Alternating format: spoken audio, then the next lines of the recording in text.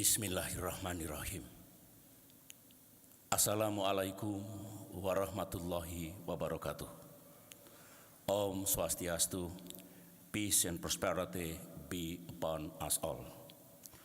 Your Excellency, Mr. Roberto Azevedo, Director General of the WTO, Your Excellency, Ambassador Shahid Basir, Chairman of the General Councils of the WTO, Your Excellencies, Ministers of the WTO members and observers, distinguished members of the Parliament, Honorable Governor of Bali, distinguished participants, ladies and gentlemen.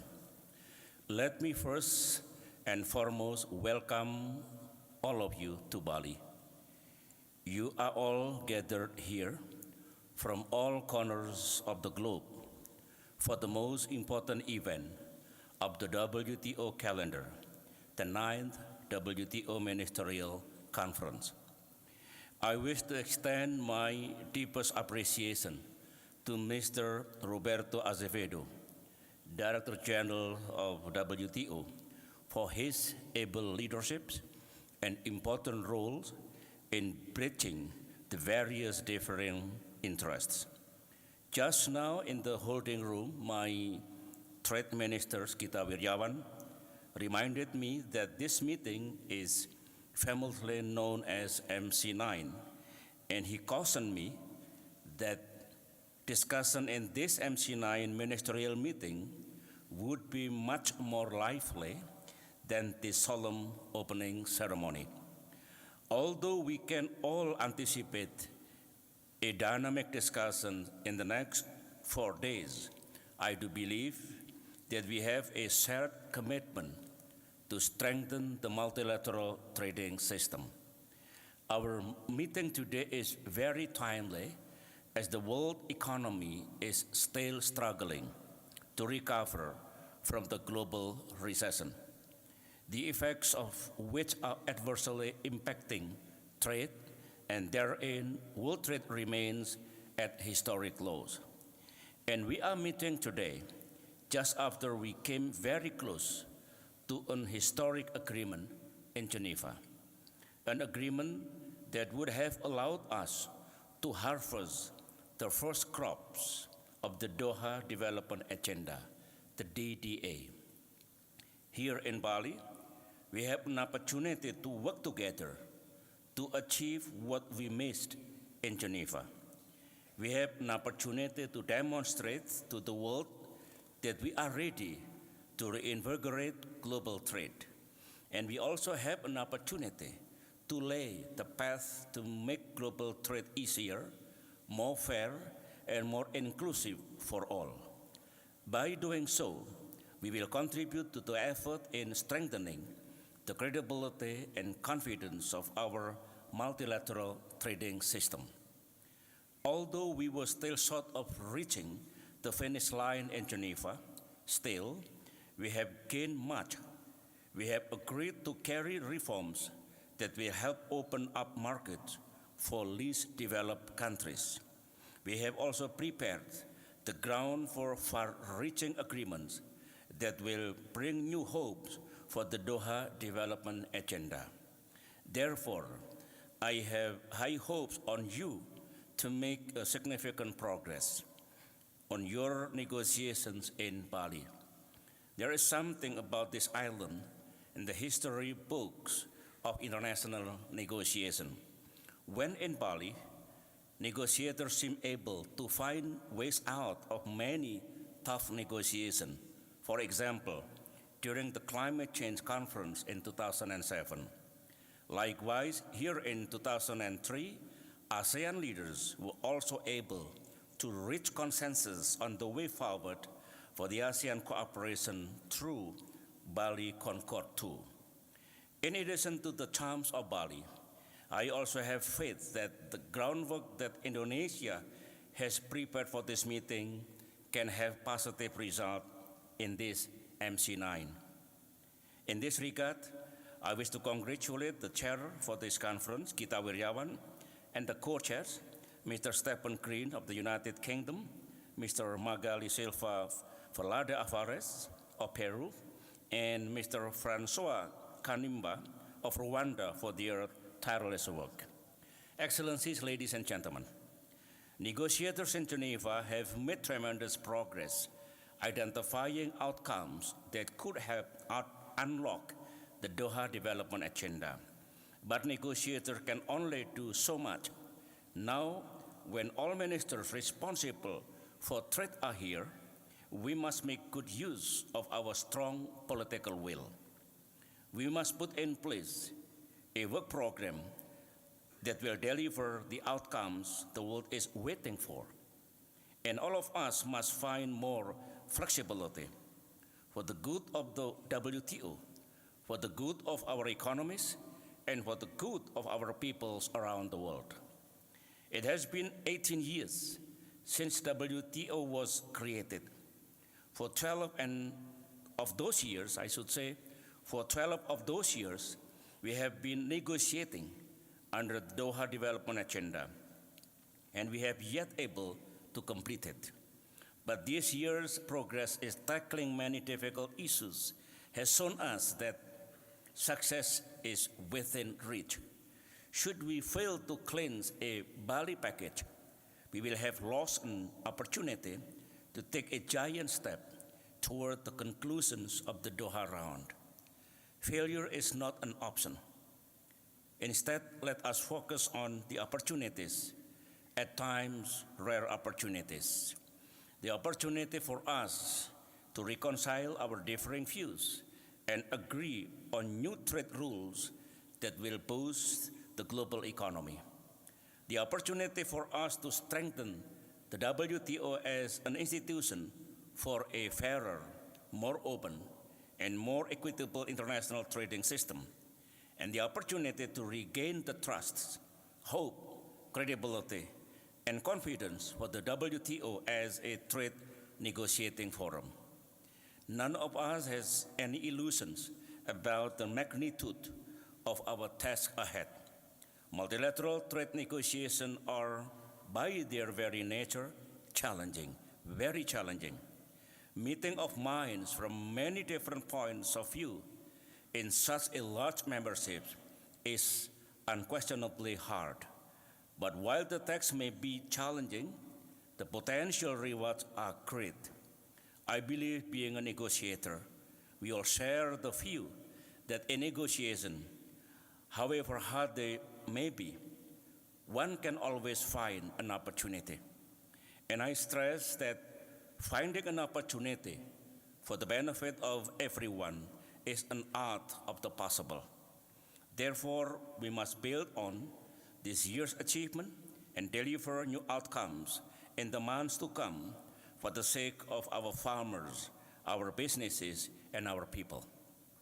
When negotiators are wrestling with the DDA in Geneva, many countries are pursuing bilateral or regional trade deals as an alternative means to liberalize trade. Proliferation of these preferential trade deals has given rise to overlapping and often competing bilateral and regional agreements. In the absence of a successful multilateral trading system, some countries will no doubt continue to pursue such deals. In the final analysis, the multilateral trading system works for all of us because it is built on principles of transparency, fairness, and opportunity. We all share the view that multilateral trade liberalization offers the greatest benefit for the greatest number. Moreover, boosting trade multilaterally provides new and diversified sources of economic growth. This, in return, creates employment and higher paying jobs and benefit consumers through lower prices and wider product choice. While non-discrimination and an equal voice for all are laudable principles, we must also be mindful of members' relative capabilities, strengths, and weaknesses. But helping the weak grow strong will bring benefit to all. It will increase the size of the marketplace. It will strengthen both supply and demand for goods and services, and it will also contribute to regional and global stability. Stability that is so important for the private sectors to flourish. In a nutshell, what we have been doing is investing in the development dimensions of international trade. This principle is enshrined in the Doha Development Agenda when it was launched in 2001. Now, it is time for us to put our words into action. We need a rules-based multilateral trading system that works for developed and developing countries alike. Success in Bali will demonstrate to the world that we are not going to leave developing countries behind. Excellencies, ladies and gentlemen, trade is a critical part of our global efforts to eradicate poverty. Over the past 30 years, we have witnessed major improvements in global prosperity and living standards. But despite our progress, poverty still scars the lives of many people throughout the world. The situation is particularly severe in developing countries. Despite our progress, 1.2 billion people continue to live in extreme poverty. In the long run, economies open to trade and investment do better than those closed ones. Trade reduces poverty and help lift millions out of hardships and debt.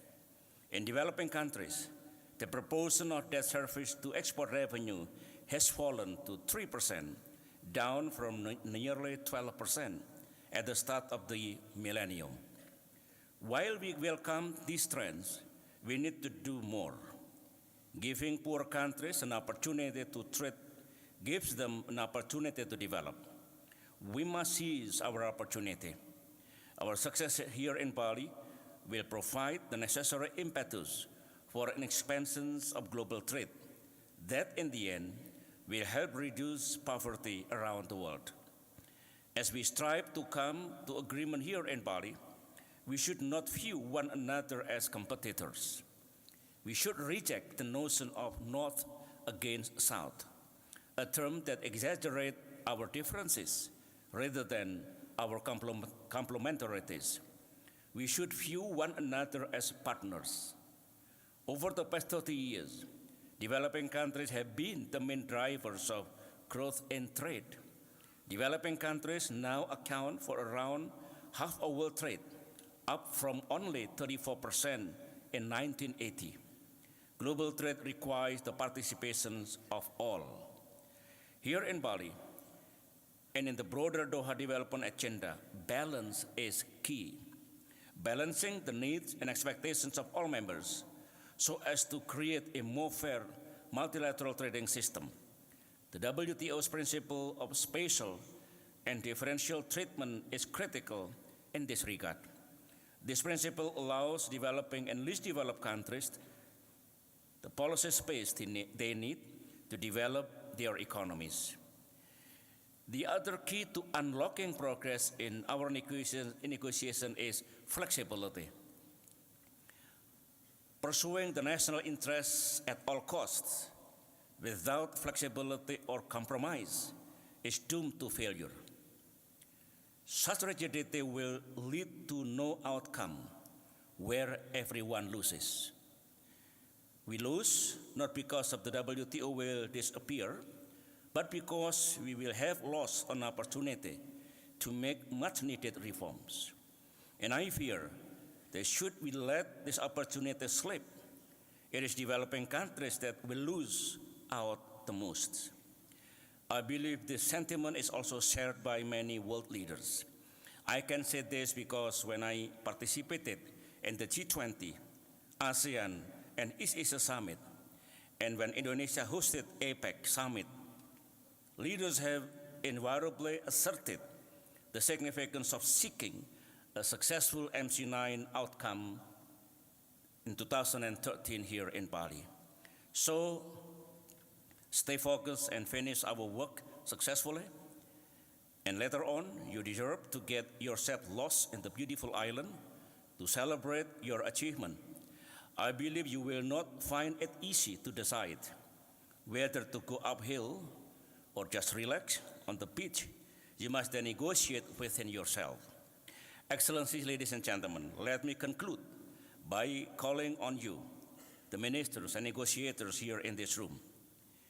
We have worked hard. You have made more progress than many critics of the WTO thought possible. Now you need to translate your progress into concrete outcomes. We must build on our progress and consolidate the goodwill that has emerged over recent months. We cannot afford to let our hard-fought gains fade away. We have already agreed to some substantial outcomes, and in particular, I refer to those that will benefit least developed countries. But we can do much more. Let us work toward our common interests and unlock the impasse of the Doha round.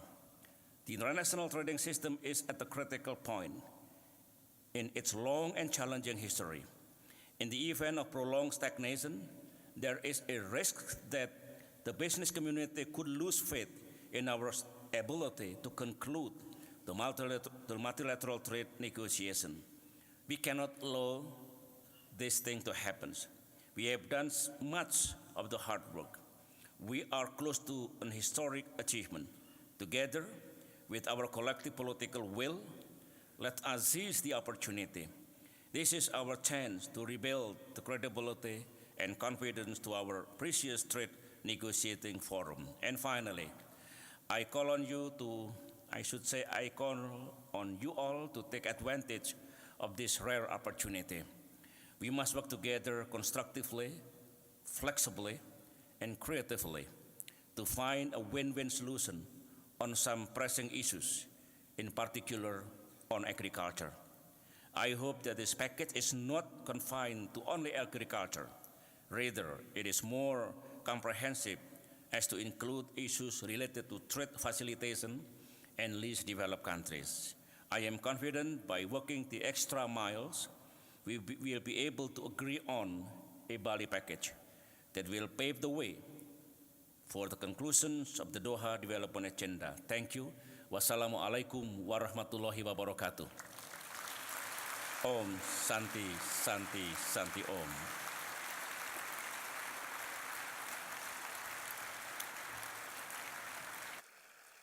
We cordially request the Chairman of the Minister Conference, the Director General of WTO, the Chairman of the General Council, and the MC9 Vice Chairs to accompany the President in sounding the Kulkul to mark the official opening of the 9th Minister Meeting Conference in Bali. Ladies and gentlemen, a Kulkul is a centuries-old communication tool which is used to spread basic information within the Balinese community.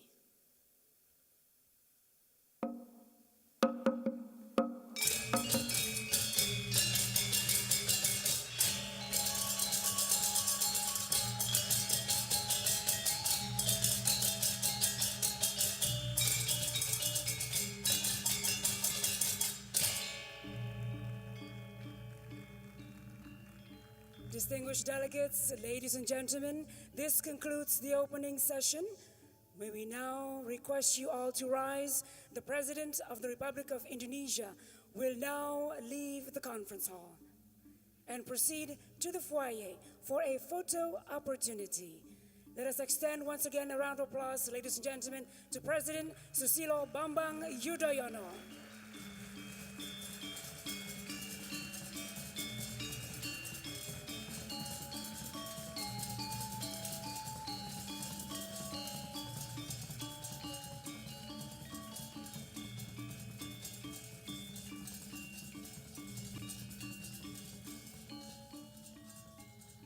Ladies and gentlemen, we can request you to please be seated.